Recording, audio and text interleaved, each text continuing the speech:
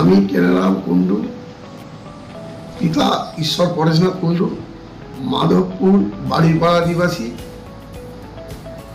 জামালপুর থানা অন্তর্গত, বর্ধমান, পূর্ব বর্ধমান জেলায় বাড়ি।